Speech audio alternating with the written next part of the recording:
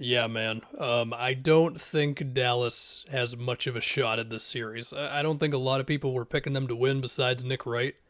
And I mean, it's 2-0, it's not 3-0, so obviously things can happen, but it felt like the Suns won this game in, I don't know, 4 or 5 minutes in the fourth quarter. I mean, the big adjustment for them in the second half was just going at Luka as much as they could, and it resulted in a couple of CP Crowder screens for CP because Luka was guarding Crowder, and then it'll be like Luka in rotation because they didn't want to give him the switch, and then it's like Crowder pump fake drives past Luka, then it's a dump off to Biombo where I think Crowder got a layup on one of those.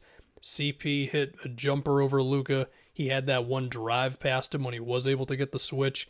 There was one where Cam Johnson screened for CP, and again, Luka was involved in this, and I'd have to look at the play again for exactly what happened, but it resulted in Cam Johnson being open for a three on the wing or kind of near the top of the key, I guess.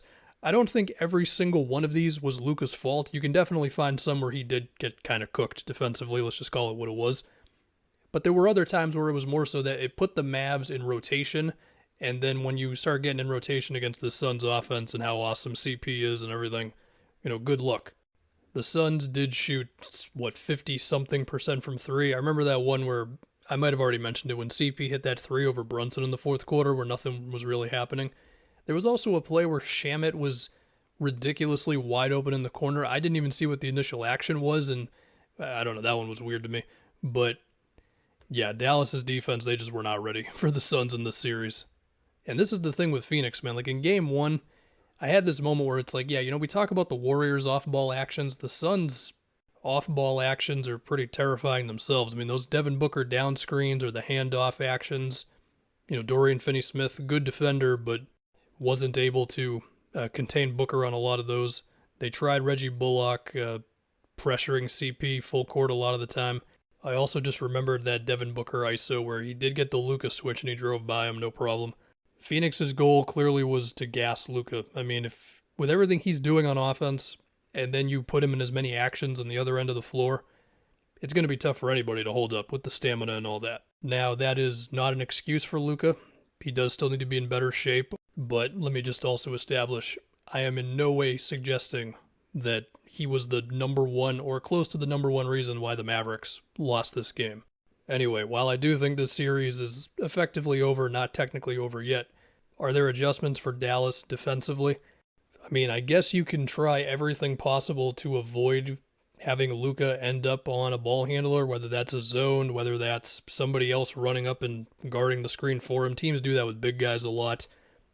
But, I mean, it's Chris Paul we're talking about here. You think he hasn't seen every single possible thing you're going to try to do to have Luka remain an off-ball defender? The other thing, too, is that Dallas just has other guys you can go at. You can throw that same treatment at Jalen Brunson just because of his size. And this is something that I think was a bit of a conversation with Dallas's defense, which was very good throughout the season, was were they overachieving defensively given the roster? Like, was the game plan and the pace and all that so good that it made up for the fact that when you looked up and down the roster, you were like, well, they can be good defensively, but you wouldn't think of them as one of the best defensive teams in the league, but they were by the time the season ended.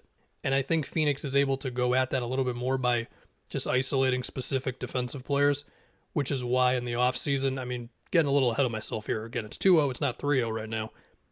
But yeah, Dallas could probably use some more defensive players. As for the other side of the ball for Dallas, I mean, look, Brunson looks overwhelmed with Phoenix's size. You could say run more off-ball actions for him. I would guess there were some. I mean, it's tough to remember every single thing that happened in the game. I'll look at it again. I assume there will be some plays where they run something for him that isn't just a pick and roll up top. I'm going to guess similar things with Dinwiddie. I mean, if there's just a whole bunch of them just standing around and not running that detailed of sets, then okay, there you go. But the other thing is, their best play is by far Luka get a screen and let's see what happens. I mean, Phoenix, they're switching or they are dropping a good amount of the time and having the initial defender sort of fight around the screen and get back to Luka. So it's not like the other guys have a lot of opportunities to cut or just relocate because their defenders are staying home on them most of the time when the guy screens, right? Of course, it's not every single time. There was that one time that they trapped and they got a steal, but then it was an offensive foul for them. The other time where Mikal Bridges basically dared Luka to throw it to Bullock in the corner, and he jumped up and grabbed it with his huge arms because he was like kind of shading towards the elbow. So basically, I don't know. I think now you're really seeing the loss of Tim Hardaway Jr. in the series. That could have been another option for him. I mean, let's just call it what it is, man. Luka's amazing, but Dallas, they're not equipped in this series. Phoenix won 60-something games for a reason.